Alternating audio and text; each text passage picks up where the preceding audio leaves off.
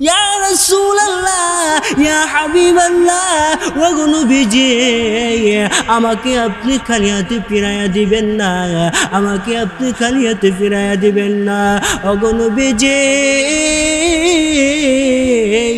আমি শুনেছি আপনি নাকি সাহাবায়ে কেরামদেরকে নিয়ে বদরের যুদ্ধে যাবেন অংশগ্রহণ করার জন্য।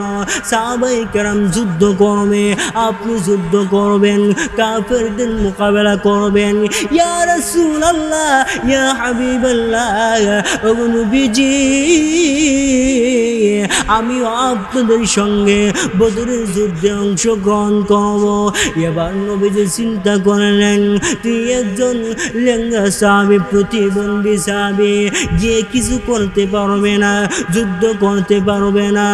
আমর ইবনে জাবর রাদিয়াল্লাহু তাআলা আনহু নবীকে ডাক দিয়া বলে, ওগো নবীজি, আপনি কি ভাবতেছেন আমি লেঙ্গা সাহাবী, আমি প্রতিবন্ধী সাহাবী, এই বলে আমি যুদ্ধ করতে পারবো না?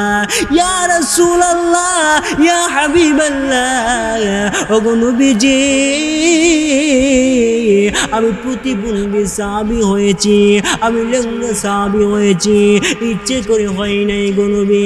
আমাকে আল্লাহ প্রতিবন্ধী বানাইছে, আল্লাহ আমাকে লেঙ্গা বানাইছে। ওগো নবীজি, আমি আপনার হাতে হাত রাইখা কথা দিয়েছি, আমি আপনার সঙ্গে জবান দিয়েছি। ওগো নবীজি, আপনার সুস্থ সবল যে সমস্ত সাহাবায়ে কেরাম আছে, ওই সমস্ত সাহাবায়ে কেরামদের তুলনায় আমি প্রতিবন্ধী সাহাবী, বদরের যুদ্ধ গিয়ে অনেক কিছু করতে পারবো। এবার নবীজি হযরত আমর ইবনে জামর রাদিয়াল্লাহু তাআলা আনহুকে ডাক দিয়া বলে, এ সাহাবী,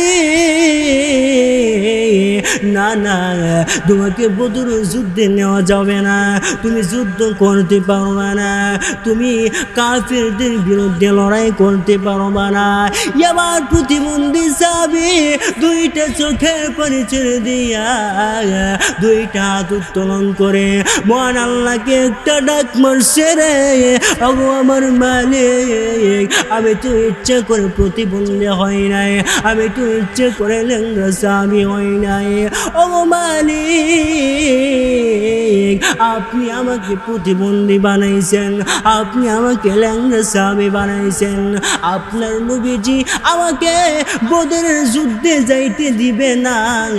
মহব্বতের সহিত একটু জিকির করেন, লা ইলাহা ইল্লাল্লাহ, লা ইলাহা, মাশাআল্লাহ, মহব্বতে পড়ো, লা ইলাহা ইল্লাল্লাহ, লা ইলাহা। আল্লাহ তুমি দিলে আসমান, দিয়েছ জমিন,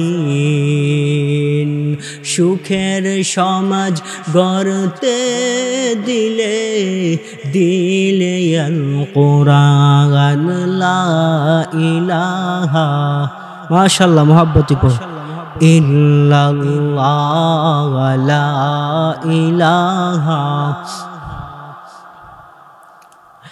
এই কালিমা পড়বে যারা, কাজে লাগবে মরণ বেলা, বলুন এই কালিমা পড়বে যারা, কাজে লাগবে মরণ বেলা।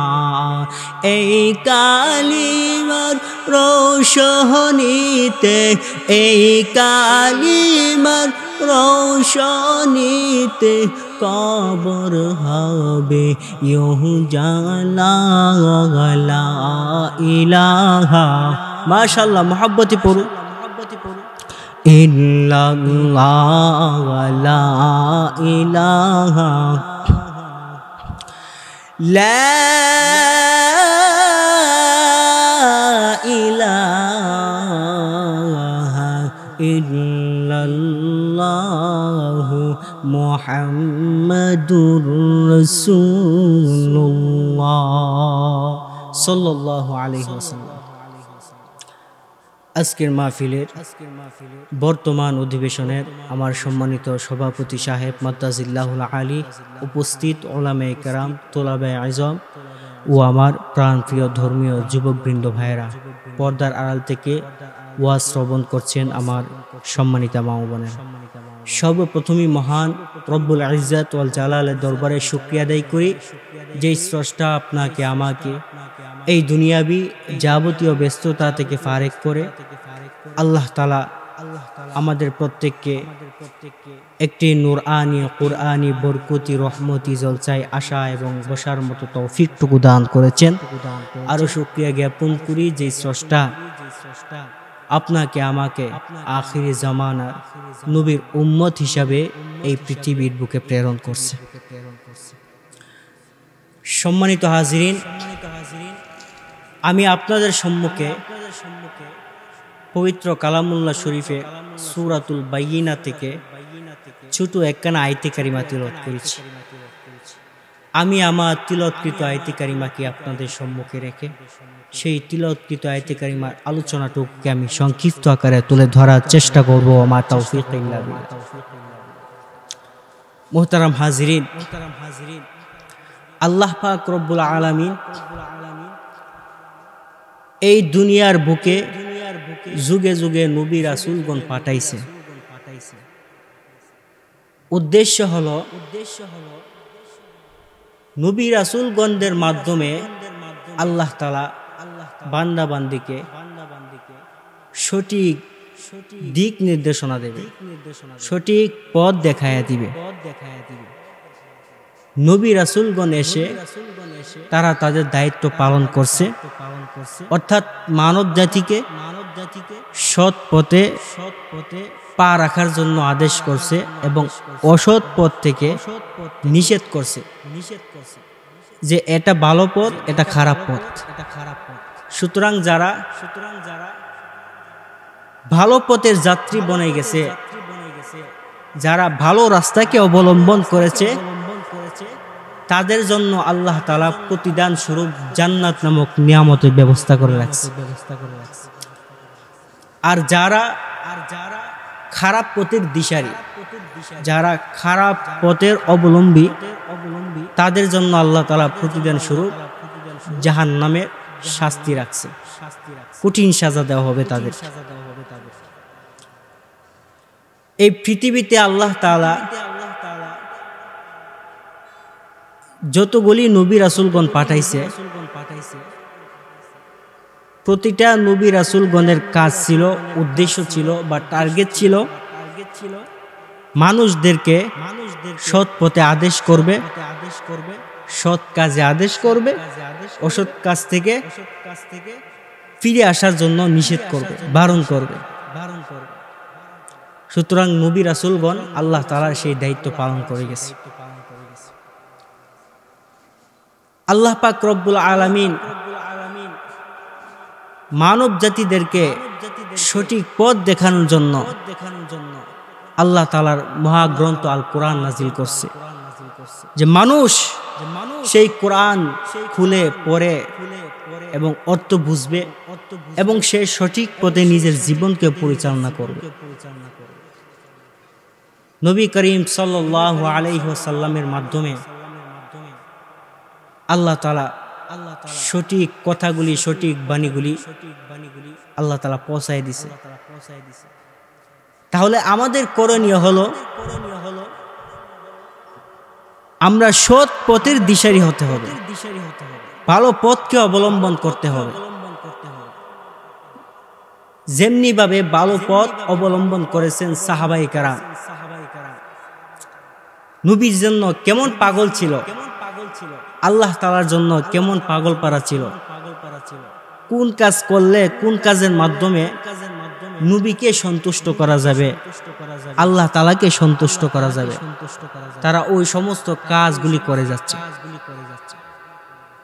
সুতরাং আমাদেরকে এই সমস্ত কাজগুলি করে যেতে হবে, যেই সমস্ত কাজের মাধ্যমে আল্লাহ এবং তার রাসূলকে রাজি আর খুশি করতে পারে।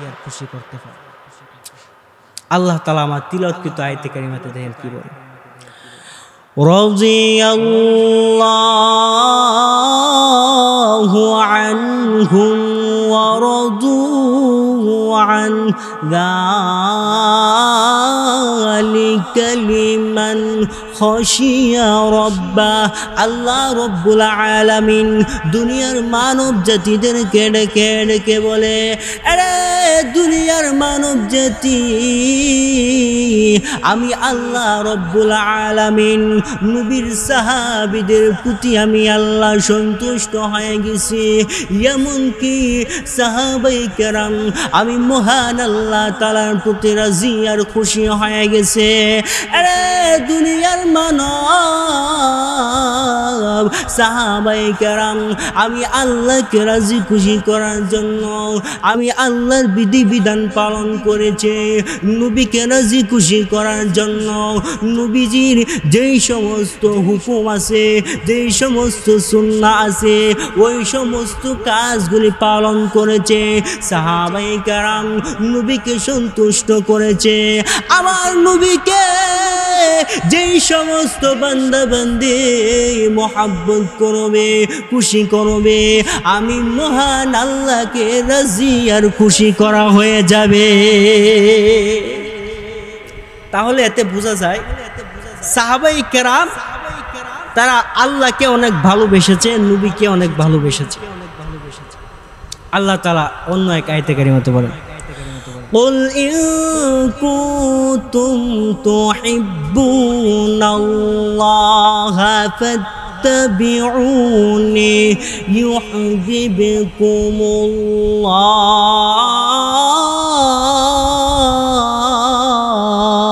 ويغفر لكم ذنوبكم والله غفور رحيم। আল্লাহ রব্বুল আলামিন দুনিয়ার মানব জাতিদেরকে ডেকে ডেকে বলে, আরে দুনিয়ার মানব জাতি, আমি আল্লাহ রব্বুল আলামিন নবীকে জানাইয়া দিয়েছি, ওগো নবীজি আপনি বলুন আপনার যে সমস্ত উম্মতেরা আমি আল্লাহকে সন্তুষ্ট করতে চাই, আমি আল্লাহকে রাজি আর খুশি করতে চাই, আমি আল্লাহকে ভালোবাসতে চাই, ওই সমস্ত উম্মতেরা যেন আপনি নবীকে মহব্বত করে আপনি নবীর সুন্নাহ অনুযায়ী নিজেদের জীবনযাপনকে পরিচালনা করে। এবং নবীজি আপনি উম্মতদেরকে জানাইয়া দেন, উম্মতেরা যেন আপনাকে মহব্বত করে আপনাকে ভালোবাসে, আপনার যেই সমস্ত হুকুম বিধান, যেই সমস্ত আদেশ নির্দেশিকা, ওই সমস্ত কাজগুলিকে যেন তারা মহব্বত করে ভালোবাসে। ও নবীজি তারা যদি আপনার সুন্নাহ অনুযায়ী জীবনযাপন করতে পারে, আপনাকে যদি মহব্বত করতে পারে, আপনাকে যদি ভালোবাসতে পারে, আমি মহান আল্লাহ ঘোষণা দিয়েছি, আমি মহান আল্লাহ এর বিনিময়ে প্রতিদান স্বরূপ আমার তৈরি জান্নাত নামক নিয়ামত দান করব। তাহলে এই আয়াতে কারিমার দ্বারা বোঝা যায় নবীকে যারা মহব্বত করবে, ভালোবাসবে, নবীজির হুকুম নির্দেশ অনুযায়ী যারা নিজেদের জীবনকে সঠিক পথে পরিচালিত করবে, আল্লাহ তাআলা এর বিনিময়ে তার তৈরি জান্নাত নামক নিয়ামত প্রদান করুন। সুবহানাল্লাহ। নবীজির জন্য সাহাবায়ে কেরাম কেমন পাগল পারা ছিল, তাদের ঈমান কেমন মজবুত ছিল, কেমন দৃঢ়তার সহিত তারা ইসলামের জন্য কাজ করছে, তারা নবীকে সন্তুষ্ট করার জন্য কাজ করছে। আল্লাহর নবীর একজন সাহাবী হযরত আমর ইবনুল জাম রাদিয়াল্লাহু তাআলা আনহু, তিনি একজন আনসারী সাহাবী ছিলেন। আল্লাহর নবী বিশ্ব নবী রাহমাতুল লিল আলামিন যখন মক্কা নগরী ত্যাগ করে মদিনাতে যখন হিজরত করেছেন, হযরত আমর ইবনুল জাম রাদিয়াল্লাহু তাআলা আনহু যখন খবর পাইলেন, হযরত আমর ইবনুল জাম রাদিয়াল্লাহু তাআলা আনহু চারজন সন্তানকে নিয়ে তার স্ত্রীকে নিয়ে নবীজির দরবারে উপস্থিত হয়ে গেছে। হযরতে আমর ইবনুল জাম রাদিয়াল্লাহু তাআলা আনহু নবীকে ডাক দিয়া বলে, ইয়া রাসূলুল্লাহ, ইয়া হাবিবাল্লাহ, ওগো নবীজি, আমি আপনার দরবারে এসেছি গো নবী, ইসলাম ধর্ম গ্রহণ করার জন্য। ওগো নবীজি, আমি আমার সঙ্গে আমার স্ত্রীকে নিয়ে এসেছি, আমার 4 জন সন্তানকে নিয়ে এসেছি। আমি সহ আমার 4 জন সন্তান, আমার স্ত্রী সহ আপনার হাতে হাত রেখে এই মুহূর্তে কালিমা পড়ে ইসলামের পতাকার নিচে চলে আসব। এবার হযরতে আমর ইবনুল জাম রাদিয়াল্লাহু তাআলা আনহুর এই কথা শুনে নবীজি ইসলাম ধর্ম গ্রহণ করিয়া দিলেন, কালিমা পড়াইছে, মুসলমান বানায়া দিয়েছে। কিছুদিন পরে আল্লাহর নবী, বিশ্ব নবী রাহমাতুল লিল আলামিন বদরের যুদ্ধে অংশগ্রহণ করবে 313 জন সাহাবীকে নিয়ে যখন বদরের যুদ্ধে অংশগ্রহণ করতে যাবে, এই খবর চলে গেছে প্রতিবন্ধী সাহাবী, ল্যাংড়া সাহাবী হযরতে আমর ইবনুল জাম রাদিয়াল্লাহু তাআলা আনহু এর কানে। এবার আমর ইবনুল জাম রাদিয়াল্লাহু তাআলা আনহু নবীজির দরবারে উপস্থিত হয়ে গেছে। নবীকে ডাক দিয়া বলে, ওগো নবীজি, আমি প্রতিবন্ধী সাহাবী, আমি ল্যাংড়া সাহাবী, ভালোভাবে নবী গো আমি হাঁটতে পারি না, আমি একজন মানুষ, আপনার দরবারে অনেক বড় আশা নিয়া, অনেক বড় আকাঙ্ক্ষা নিয়া, অনেক বড় তামান্না নিয়ে আপনার দরবারে এসেছি। ইয়া রাসূলুল্লাহ, ইয়া হাবিবাল্লাহ, ওগো নবীজি, আমাকে আপনি খালি হাতে ফিরাইয়া দিবেন না, আমাকে আপনি খালি হাতে ফিরাইয়া দিবেন না। ওগো নবীজি, আমি শুনেছি আপনি নাকি সাহাবায়ে কেরামদেরকে নিয়ে বদরের যুদ্ধে যাবেন অংশগ্রহণ করার জন্য। সাহাবায়ে কেরাম যুদ্ধ করবে, আপনি যুদ্ধ করবেন, কাফেরদের মোকাবেলা করবেন। ইয়া রাসূলুল্লাহ, ইয়া হাবিবাল্লাহ, ওগো নবীজি, আমিও আপনাদের সঙ্গে বদরের যুদ্ধে অংশগ্রহণ করব। এবার নবীজি চিন্তা করলেন, তুই একজন ল্যাংড়া সাহাবী, প্রতিবন্ধী সাহাবী, যে কিছু করতে পারবে না, যুদ্ধ করতে পারবে না। আমর ইবনুল জাম রাদিয়াল্লাহু তাআলা আনহু নবীকে ডাক দিয়া বলে, ওগো নবীজি, আপনি কি ভাবতেছেন আমি ল্যাংড়া সাহাবী, আমি প্রতিবন্ধী সাহাবী, এই বলে আমি যুদ্ধ করতে পারবো না? ইয়া রাসূলুল্লাহ, ইয়া হাবিবাল্লাহ, ওগো নবীজি, আমি প্রতিবন্ধী সাহাবী হয়েছি, আমি ল্যাংড়া সাহাবী হয়েছি, ইচ্ছে করে হয় নাই গো নবী, আমাকে আল্লাহ প্রতিবন্ধী বানাইছে, আল্লাহ আমাকে ল্যাংড়া বানাইছে। ওগো নবীজি, আমি আপনার হাতে হাত রেখে কথা দিয়েছি, আমি আপনার সঙ্গে জবান দিয়েছি। ওগো নবীজি, আপনার সুস্থ সবল যে সমস্ত সাহাবায়ে কেরাম আছে, ওই সমস্ত সাহাবায়ে কেরামদের তুলনায় আমি প্রতিবন্ধী সাহাবী, বদরের যুদ্ধ গিয়ে অনেক কিছু করতে পারবো। এবার নবীজি হযরতে আমর ইবনুল জাম রাদিয়াল্লাহু তাআলা আনহুকে ডাক দিয়া বলে, সাহাবী, না না, তোমাকে বদরের যুদ্ধে নেওয়া যাবে না, তুমি যুদ্ধ করতে পারবে না, তুমি কাফেরদের বিরুদ্ধে লড়াই করতে পারবে না। এবার প্রতিবন্ধী সাহাবী দুইটা চোখের পানি ছেড়ে দিয়া দুইটা হাত উত্তোলন করে মহান আল্লাহকে একটা ডাক মারছে রে, ওগো আমার মালিক আমি তো ইচ্ছে করে প্রতিবন্ধী হই নাই, আমি তো ইচ্ছে করে ল্যাংড়া সাহাবী হই নাই। ওগো মালিক আপনি আমাকে প্রতিবন্ধী বানাইছেন, আপনি আমাকে ল্যাংড়া সাহাবী বানাইছেন।